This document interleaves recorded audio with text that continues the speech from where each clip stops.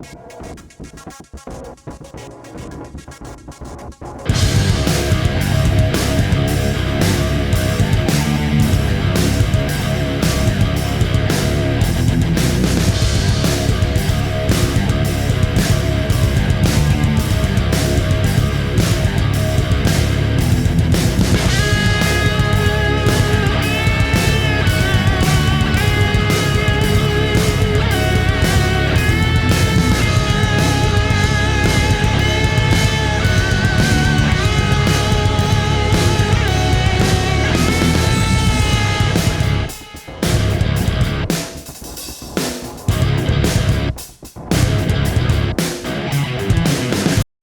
morning, everyone.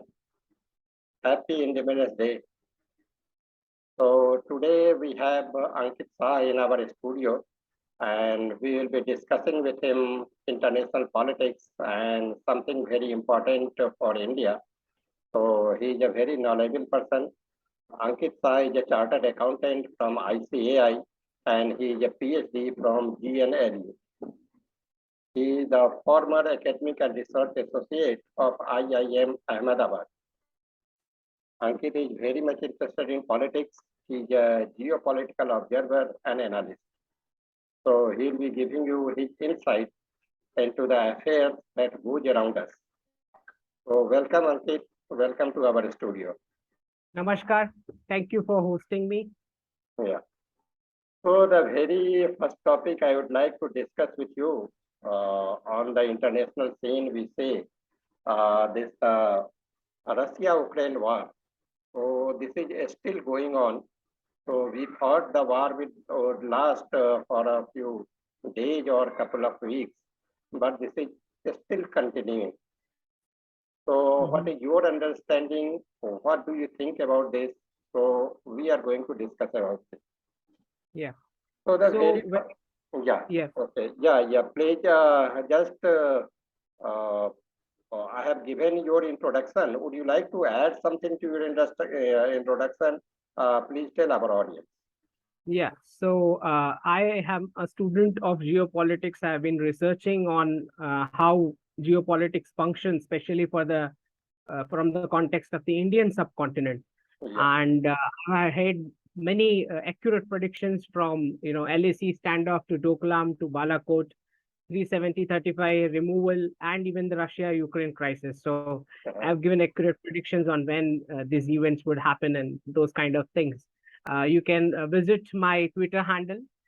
You would be seeing that below in this roller and on the screen. So you can follow the Twitter handle and get latest updates over there. Coming back to the question, yes, sir. What's your question on the Russia-Ukraine war? Yeah. So this is a general perception that America is the instigator behind this war. Actually, it is a proxy war by America. The Cold War attitude that still runs in America's blood. So many people think like this. America has instigated the war and they are watching the war from far off land. So what's your opinion about this? So what do you say?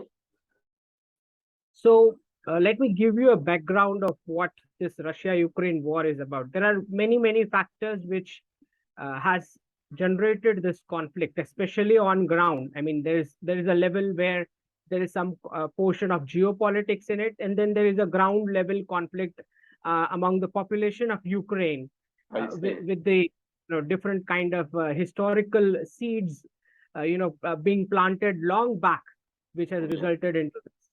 So coming back to the main portion, which is the geopolitics portion. So the last 50, 60 years that we see in this world, the US dollar, which has this fundamental reserved currency status, and when it was unhooked from the gold peg, which we call it, by Nixon in 1971, and ironical and coincidental that it had been the 15th August 1971 that he declared to do so. So, and there is a logic behind it, because just few months before 15th August 1971, Prime Minister Indira Gandhi was declared as one of the most admired person in the world by a Gallup poll. And we all know from the declassified information that the US administration definitely hated India and the Indian government a lot. Yeah. Yeah. Uh, so Nixon was facing a lot of economic fallouts at home, and Mm-hmm. then he decided to unpack US dollar from the gold hedge, right? So, and it already had the reserve currency status, which means that any country has to trade in US dollars for any Yeah. transaction, even with a neighboring country. Yeah. Even if it wants some loans, it has to, if it approaches any international bodies, again, these are US dollar transactions. Yeah. So the value of US dollar in the last 50, 60 years inflated with respect to all the currencies of the world, specifically because of this artificial demand and value, which is Mm. being created, Yeah. right, because of its status. Now, to keep hold of this reserved currency status, Mm-hmm. my reading is that United States fires up conflicts in all the regions. Mm-hmm. So there Yeah. are two buckets of nations. One bucket of nations get sanctions, and the Mm. other bucket of nations get, arms and dollars, free aid, what kind of thing, right? And both the buckets clash, and that is how the healthy bucket nation will feel that, you know, the rogue nations need to be sanctioned, and that is how Yeah. the US dollar continues. Yeah. So that is the background of the Ukraine conflict as well. So it is Russia's backyard, and it has this feeling of the USSR, the Soviet Union pride which it had long back. Yeah. Now Yeah. continuously being under sanctions, Russia, it was very natural for Russia that the pin pricking the Mm-hmm. NATO allies had done in Ukraine, Yeah. especially after the Maidan massacre of 2014, and then it was very obvious for Russia to go for this Ukraine Yeah. conflict. Yeah. What is important to see over here is that the US specifically and the deep state companies, which we call it, the defense, energy, and the IT companies cartel, uh, Mm-hmm. these companies, are, what they do is they rake up a conflict, and then they are not the United States Army does not participate in those wars. Mm-hmm. Despite the victim country feeling that US will come to their rescue, it never happens. It has never happened. Yeah. And then what happens is deals after deals is what these companies get: the defense deals, the humanitarian aid contracts, the Yeah. contracts after destruction, and so on. So I Mm. believe this war has stretched, particularly with this background that, you know, as long as the deep state companies get these contracts, this disruption will go on. Yeah. So really, that's the feeling actually among many people. So this is not only about the Russia and Ukraine. So many things behind the scene actually. So what do you think the Russia's prime objective behind this invasion of Ukraine? And you say there are many causes. And how many objectives you think the Russia has achieved till now? Because there is a feeling, even I am also feeling like that. The situation is something like this. What happened to Russia in Afghanistan? So they invaded the country. After they were hooked up there. So they are not able to leave. So the similar situation has arisen for Russia. They want to just, they have occupied so many lands. I think they have achieved their objective. They want to end the war, but they are not able to do it. So the war is continuing. In the beginning, it was seen though war will continue for a couple of days or weeks, and then everything will be over. But this is just lingering. So, what do you think about this actually? Still, the war is going on. Mhm. The war will go on as and until the companies are getting this kind of contracts continues. I mean, the very first deal was Germany with the F-35 deal, right? And then all the Ukraine aid which America is declaring one by one. I think I just heard back 4 billion or 1 billion something declared by Biden again. So US taxpayers' money being pocketed from routed from a third country and going back to the companies, right? That's what exactly what is happening. Now, as far as what Russia's objectives are, so definitely Ukraine geographical takeover is something which Russia is looking for, and I believe somewhere around 80 to 90% of the Ukraine geography will be taken over at the end, because there is not going to be any substantial or real participation by any of the armies of the Western armies or the European armies in this Yeah. war, which means that the war is going to drag on until Russia just takes over 80-90% of the geography. And I think uh, Medvedev was a person who came up with the new map, which shows only Kyiv and surrounding areas as Ukraine now. So this is moving towards that. So that physical takeover is 100% which is going to happen. One of the primary objectives of Russia. Second objective would be, obviously, as I said, that this particular war has many layers in it. One of the layer is about a conflict between the Moscowite Orthodox Church and the European Western Church Okay. Orthodoxy. So that is something also which is playing out on ground. I mean, you will find that various reports coming out that the Ukraine forces are targeting specific churches in Ukraine itself. So this conflict is there on ground. This Oh, conflict is there on ground. There's another angle to this, which is centuries back when the seeds of this war were planted, I should say, when we talk about the internal conflict of Donetsk and this Luhansk and this specific regions, people from these regions particularly not aligned with the Kiev, right? So this right. specifically comes from there's a history to it where a Ruthenian lady, which is erstwhile Ukraine, Mhm. she was dragged to the Ottoman Empire as a slave, and then she went on to become the Haseki Sultana of the Ottoman Empire, which is why you find today Erdogan is so much interested in mediating a ceasefire, right? Mhm. Because there is a history to it. This lady, she became the first Haseki Sultan of the Ottoman Empire, and Mhm. few centuries down the line, there were two Crimean princes, who were second in line to the Ottoman throne, Shahin and Mehmed Girain. They were also the descendants of the Genghis Khan of Mongolia. So there is this conflict also which is playing on ground. So there are multiple factors, but the primary factor being this defense contracts, Mhm. reconstruction and humanitarian aid contracts, whereby the US taxpayers' money is pocketed by these companies through a third country. So, do you think when the 89% land is taken by Russia, then the remaining whatever land is there with Ukraine, so that makes any sense or they would have any value? Because this would become a very small country then without any resources, I think. When It is 89%. Oh. it is just a face saver kind of a thing, right? It's just a formality kind of a thing.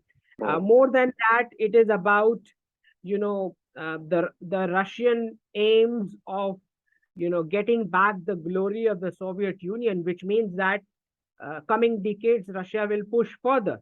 It's Yeah. not that just kept this like a given away this small 10-20% portion as Ukraine, but obviously the objectives are going to move further and further because Russia sees Europe, Eastern Europe specifically, as its backyard. Yeah. I see. So there is much more to come actually on this scene actually. So I think this will continue. And how long do you think it will take? As The per, takeover the yeah. takeover of 80-90% Ukraine. I Yeah. think there is some kind of alignment between Russia and China with respect to Chinese aims of taking over Taiwan. Mhm. And I believe these plans are something which were, finalized around Beijing Olympics when Putin and Jinping met.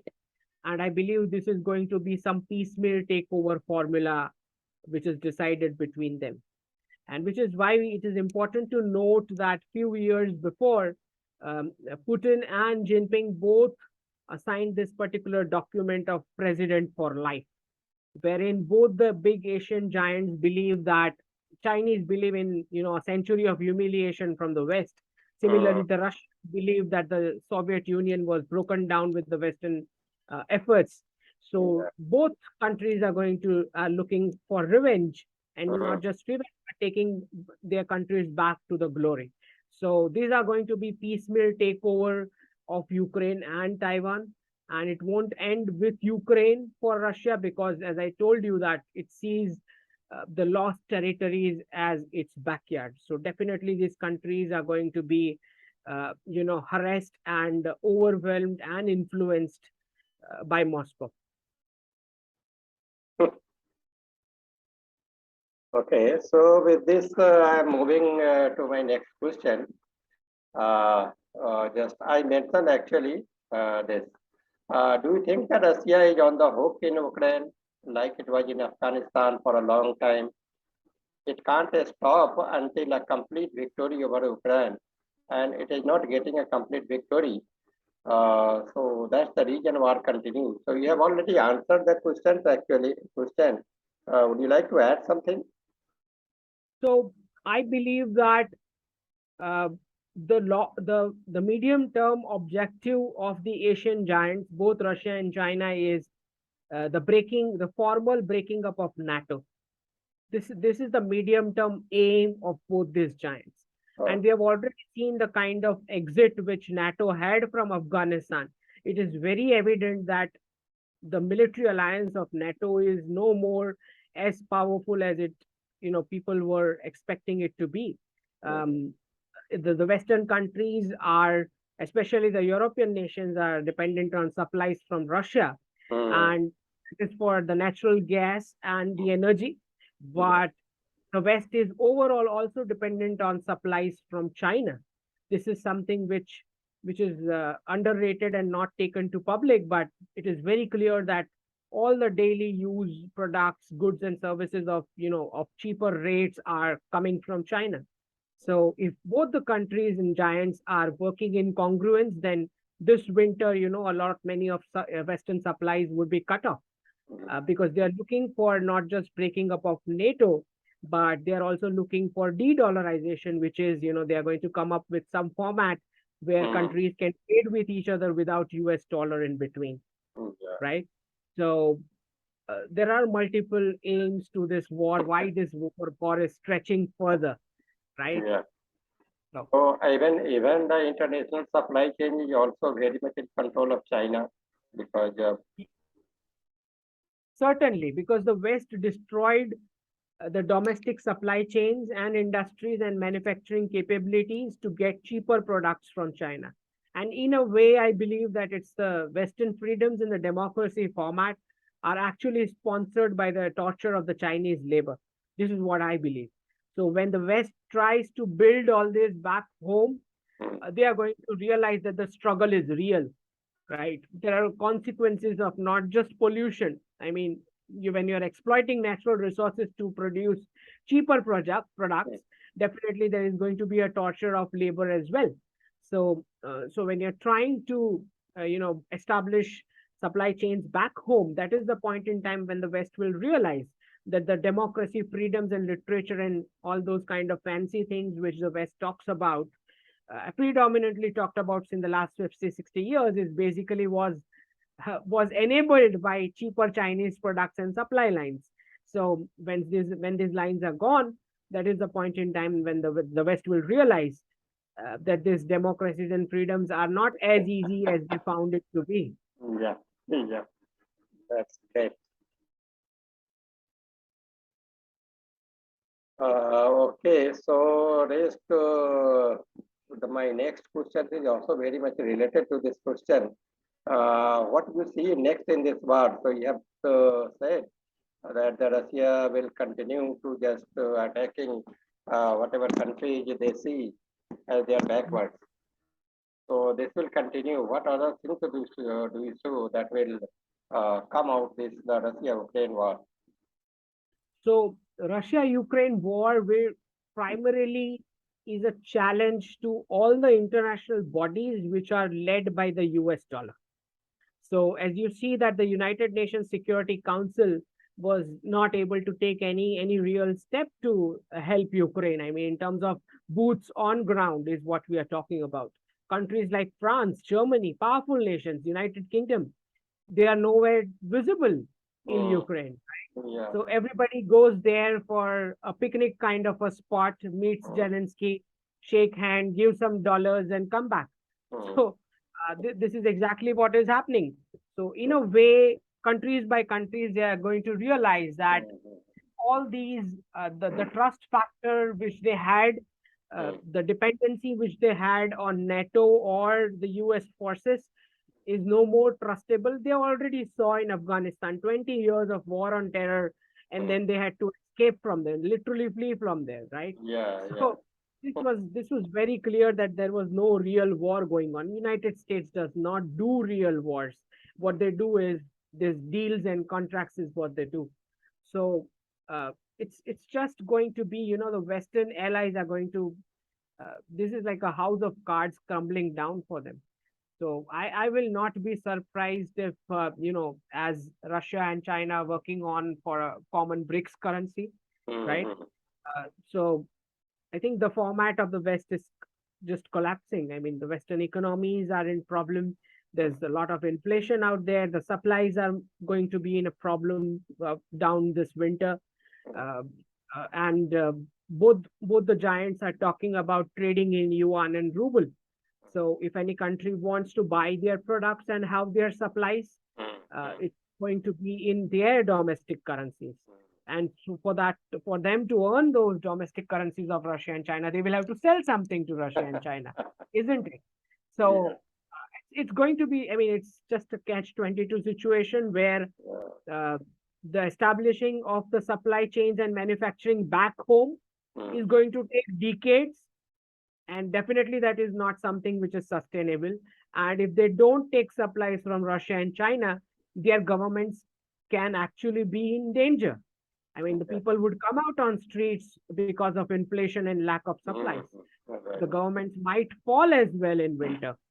So it's a catch-22 situation.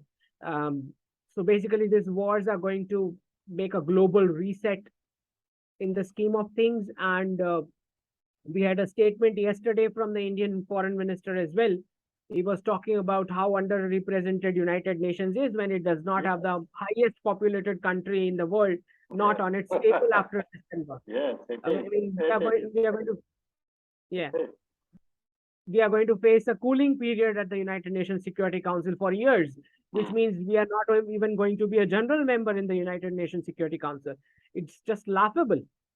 Yeah, yeah. So actually, what the world leaders, including America and Russia, did to Afghanistan, uh, they just destroyed the country. The country was in a better position before invasion of Russia, actually, USSR.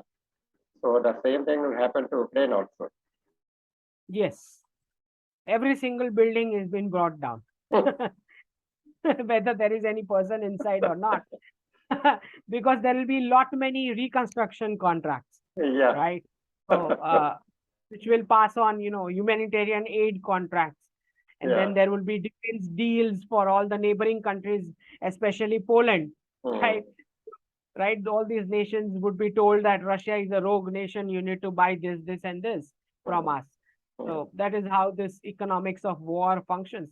The dollar of war, what I call it. Since I'm very curious to ask you one question actually. Since you have been looking into this world of politics, international and national. So politics on the surface, from the face actually looks a bit beautiful. They are enjoying power and they have money and they are doing nice things for the people actually. But when you look deep into this, this is a very dirty and very the black world actually, because a lot of things goes behind the scene.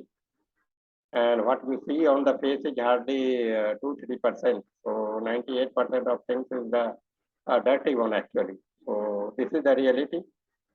True, that is true.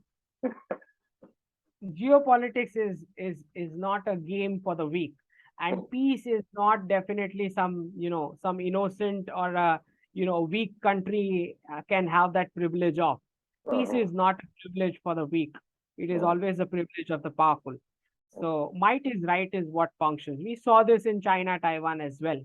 After Nancy Pelosi's visit, once that entire circus went back home, Taiwan was encircled from all sides by the Chinese forces, right? Whether a conflict happened or not is a separate case, but the status quo definitely changed once and yeah, for all. yeah. And not just that, the Chinese came out with a white paper Hmm. wherein they removed this promise that they will not send forces to Taiwan. So it's a big change. And I am also curious to ask you. because politics is not for someone who is not very experienced in politics actually.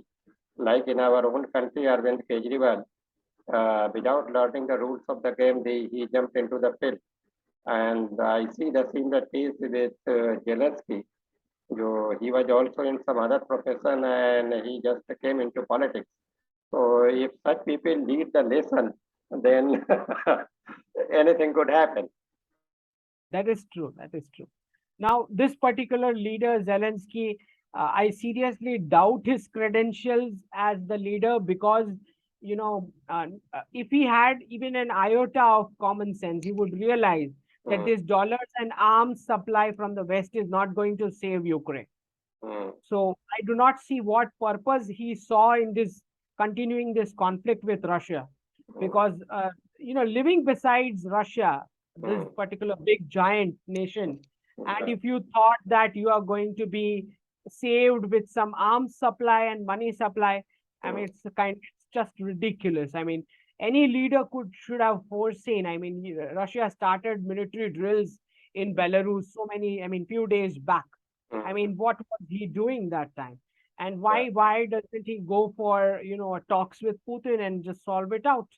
There's yeah, no reason why he has to prolong this war. I mean, what is Ukraine's objective in this war? I mean, everybody is asking what is Russia's objective, mm, but nobody is asking what is Ukraine's objective in this war. yeah, I mean, what nth of destruction does this guy want for his yeah, nation? So I yeah, think smaller nations will have to realize that the bigger giant neighbors are going to have a sphere of influence, and you are not as independent as you thought, or yeah, this yes, concept of this particular concept of strategic autonomy is not for smaller nations, especially when you are surrounded by a bigger giant. So you definitely, I mean, Belarus has this brain of you know allying with Putin. mm, So you need to understand this, that you are surrounded by a bigger giant, and you have to, I mean, nobody says that you surrender your nation, but you have to understand that the policies at least have a tacit approval, or at least not in a conflict zone with the giant neighbor that you have. So the pin pricking which he and the NATO allies continuously did with Putin, mm. uh, scripted or not scripted, but the outcome is what we see right now. Because in the beginning it was seen he defending his country, he is defensive, and now it seems like a ego war for him. So he thinks I have to continue, and I'll take it back, whatever land is occupied by Russia actually. But that is not going to happen. It's a joke. It's a joke that is going to get back anything. Mm. Russia is going to decide what he is going to have. Not Yeah. he is not in a position to decide what Russia is going to have. So it's just outright ridiculous that he even thinks, or even posing such statements in public, and even the Western allies thinking that this is something which Zelensky can fight with. It's just stupid. So I think it looks all scripted to me. So I mean, it will go on, drag on until, as I told you, that those deals are done. Mhm. Pooling of the US taxpayers, basically. So, in the whole game, whatever conflict we see on the international scene, I think some way or other, the Americans are behind this. So, Americans are very smart guys. They play their politics very well, and they do it and just watch everything happen from a distance, actually. So, they don't get affected. That is true. That is true. A value of a nation is, 20-30% plus and minus your neighbor. Hmm. So Americans do not bring war around their boundaries. They Yeah, keep wars outside their boundaries. yeah. So Canada, Mexico, these are not the nations who are going to challenge United States, right? Hmm. So, enemy thy neighbor is their policy for the rest of the world, Hmm. not the America. So, Okay, so I think the next question also you have answered what next in this war. Okay. Since we didn't see the World War II, but as we have learned, the World War started with a few conflicts around the world, then it continued. So, do you think this can culminate into a World War III if such I kind? I don't think so. World War Three. I mean, World War Two was something which was impromptu, right? And it just happened out of incidents one after the other in a natural chain and scheme of things. Hmm, These days, wars do not happen in a natural phenomena. What happens is the outcomes, or at least the trajectory, is pre-decided already. hmm, And after globalization, which has worked like a Trojan horse, hmm, hmm. um, the internal the internal setting among the victim nations is already concluded before a war starts at the border. So I believe a nation does not fall at the border. They fall when the civilizational identity is struck from within. Yes. So this internal chaos is already worked about before a war actually starts at the border. So I believe World War III is not a possibility because these are not natural, naturally happening wars. These are wars which are triggered, scripted, rehearsed, internally worked out. In some cases, it could also be that even our outcomes are pre-decided. So this is how the things are scripted now, because with globalization, the borders, the borders used to be sacrosanct during the Second and the Hmm, First World War. The borders are no more sacrosanct after globalization, where there is free flow of men, market, machine, and money, right? With the free flow of all these factors of production, hmm. all the countries are vulnerable to the internal dynamics playing out between enemies and themselves within the borders of the nations. So I do not see World War III as a probability. Thank you so much, Amit. Ankit, I am sorry.